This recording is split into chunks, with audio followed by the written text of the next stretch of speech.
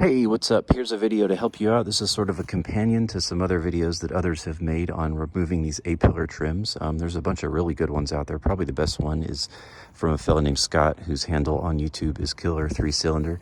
And he explains how to get these off and back on without breaking them and doing it properly.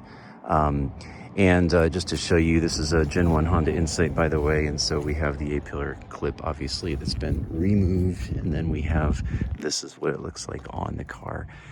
So there's two reasons these need to come off these cars. The first is these are very commonly leak, and I'm not going to talk about that, but you can find that in other videos. Right around here, water pools up and gets in there and gets in your seatbelt. You can see this weld here has a crack, and there's other cracks commonly all through this whole channel and also even right there. So you have to remove the A-pillar trim to get to these and put some sort of, sealant in there to seal all these so they don't leak. And then the other reason you may want to remove the A-pillar trim is if you get a new windshield, and this car doesn't leak, but it has a new windshield. And when I got the car a few weeks ago, I noticed this whole piece was just barely kind of hanging on. I've even heard people say they just fly off on the interstate and you really can't find them. So I wanted to get it sealed on properly, so that didn't happen to me. Obviously, in the past, somebody put a new windshield on, which is great for me. But a lot of times when they pull these off, the people at the windshield shop just kind of grab and pull and hope that it snaps off. And the reality is these retainers here are meant to grab the actual tab that's on the A-pillar piece that we're talking about. I'm going to show you in a minute. And you can see it's got this tooth here. So if you just grab and pull, you're pulling against this tooth. And, half of the time that pulling on this old plastic is just going to cause it to snap.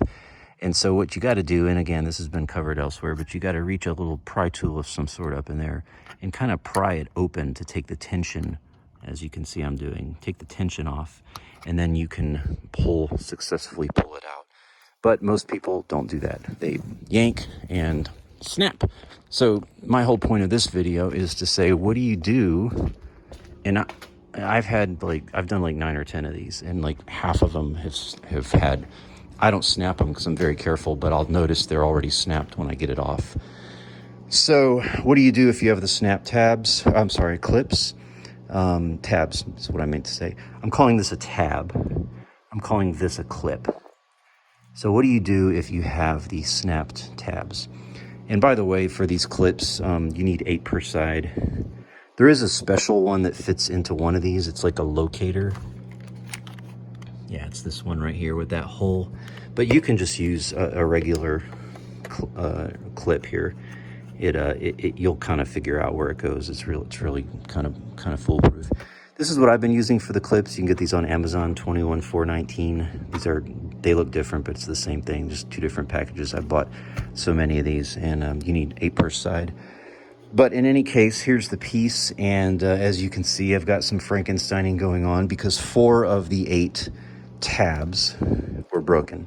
So this one was completely broken off, and I just found it when I pulled this off. It just fell out of the car, so it had just been sitting in there from when the windshield was done. So I use this epoxy here, Gorilla, works really great.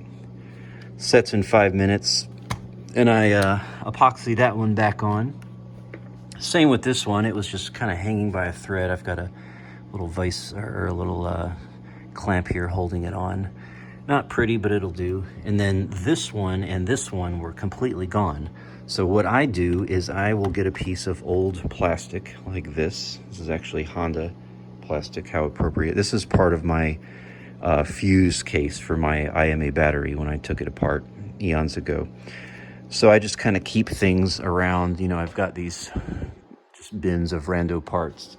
And, just random little things that, you can use for situations just like this. So I just cut off a couple pieces and kind of, just looked at the existing clip and kind of looked at the trajectory of how it went and just got a piece of plastic and fit it in there, here and here. And I'm pretty confident in this process because I've done it several times and it's held them in really nice. Once that epoxy dries, it's quite tight. And what I've done also, another little tip, is just take a razor and kind of like, you want to just kind of like create like a knife edge there on the edge of this, so that when it goes into that metal retainer, it, you know, it can go in and have a bit of a bevel when it goes in, and go in a little easier. So these will dry up really nicely, and then I will reinstall all these white clip pieces here. I guess I'm kind of reinstalling them now as I'm talking to you.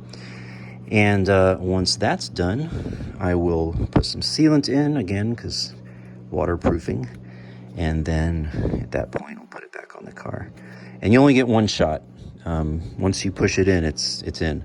So you got to be careful. But again, there's other videos that are very detailed about that process that I won't go into right now. So anyhow, that's just a little trick that I've learned. Kind of make your own tabs and get that sealed back on there nice and tight. All right, I hope that's helpful for you today. And thanks for watching. Peace.